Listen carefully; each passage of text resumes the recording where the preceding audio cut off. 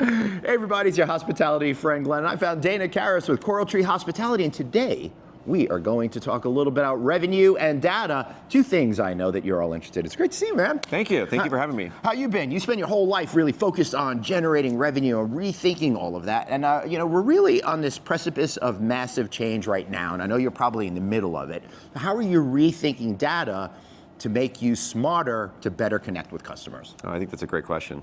We spent the last couple of years kind of rebuilding our data infrastructure. So we have a third-party partner who we have maintained to ingest all of our different disparate systems. Right. So from things like point of sale. Yeah, deep breath, because I want people to understand that. I think the Achilles heel of getting closer to guests through really understanding what they are is those disparate systems. Right. We had all of this data, but someone's here, someone's there, someone's in the other place, and you couldn't get machines to talk to each other or even understand what type of data you had. So I think that's kind of the starting point that you had, right? Right, so I'll put a kind of baseline. So when we talk about the different systems, very specifically, we're talking about point of sale, we're talking about property management systems, we're talking about our sales and catering systems, and then maybe taking that one step further, we've actually even begun importing our data from our financial platform as well as our payroll systems. Interesting. All of it's coming into a single data lake, into a single data warehouse, and we are using data vision, excuse me, we are using Power BI to visualize all of that data. So what does that mean, visualize all that data? Think reports, think interactive reports, whereas Excel reports, kind of legacy Excel reports, have been very static, right? Yeah. Run a report, you have a visual, you have a table, a set of data that you're looking at. The great thing about Power BI and other platforms out there, not only are they dynamic in real time, you can manipulate them in ways that you can't with the kind of legacy Excel reports. Right. That makes perfect sense. Now let's go a layer deeper. Give me an example of some sort of revelation that you were able to have that you were incapable of doing before you started doing things in a modern way. That's a great question. Yeah. I think the initial strategy was to create efficiencies, reduce time spent running manual reports, and then looking at it. I think the first big takeaway is just time found, right? You know, we're no longer spending a bunch of time running reports, normalizing, et cetera.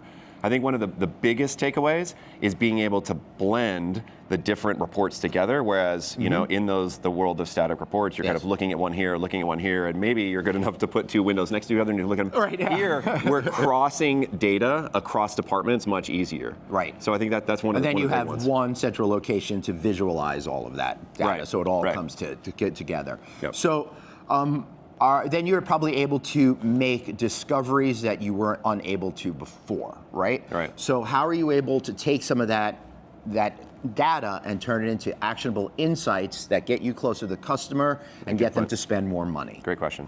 So the kind of next layer, after you're able to cross department and look at data kind of, you know, both deeper and wider. Right. I think what we've been able to do is really hone in on our marketing and the personalization specific to guest spend, right? So as we have pulled in the property management data, the PMS data, we're looking at the transaction level, so we can understand what the guests spent, where they were at our resorts, where they were spending money, how much what they spent it on. Correct. All of that so then we can stuff. tailor our marketing and our digital spends, right? Kind of all like top of funnel marketing. We can get much more granular, much more specific, and where we want to spend that money. Right, and I've given this example for those of you who've been watching my content before. I continually, to this day, get notices about great deals on golf. I don't play golf. I've never played golf.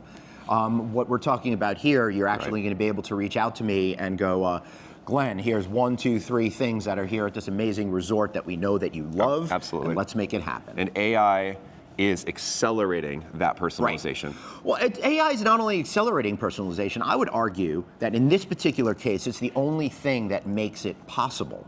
We have so much, in my opinion, we have so much data that you can't even be able to parse it to figure anything out, and that's where you need the AI to kind of bring it together and help lead you in the right direction. It's kind of my vibe. No, I agree. I think there's, you can get lost in the data side, right? Yeah. It's a big pool and it's hard to know what to do and where to do it. I think AI allows you to very easily slice and dice and find the pieces of information Right. that you can then use to action and make decisions on. Right, and for me, I'm using that sort of thing. I know it's not the exact parallel, but maybe it'll help you guys understand a little bit more. Like for me, I'm working on a project and I'm taking a bunch of interviews that I've done over the past 5 years or so, and I could put them into Notebook LM, and then it could tell me what the connection points are. Right. And then instead of me having to spend 20 hours trying to figure that out alone, it takes 5 minutes, and then I could go ahead and do what I need to get my project done. And that's what you guys are saying. It makes me think of something that we're working on. Yeah.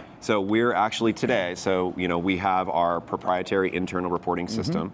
What we're working on in 2026 is we're working on adding an LLM to the reporting tool. Right. So instead of make it even more dynamic and more real time in that you can now go in and ask real-time questions, right? Real-world questions. What was my pickup yesterday? Great. What is my pace for next quarter? That's great. How did last year actualize? All of these things will exist in real time, sitting as a information layer on top of the platform. Right, and then I guess you could probably go in there and say how many orders of French fries were sold last night. You know, probably that kind of could. thing. Yeah, that'd be my guess. What are you most excited about this major transformation, and how are you able to keep up with the speed of change? No, I don't think anybody's keeping up with it. Yeah. I'm relying on people like you, Glenn, to share information on LinkedIn and other platforms where I can go and learn. Yeah, and I got to tell you, I feel like I'm in a really blessed position to be able to talk to amazing professionals like Thank you all over, and then kind of pull together all of those points into a coherent strategy. It is moving fast, right? Yeah. I mean, it was only,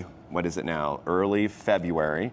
It was only December when commerce first made its kind of intro into the GPT space, right? Where you can actually make purchases. I still think that's probably a better part of a year away on the hotel side, but it's only been 60 days.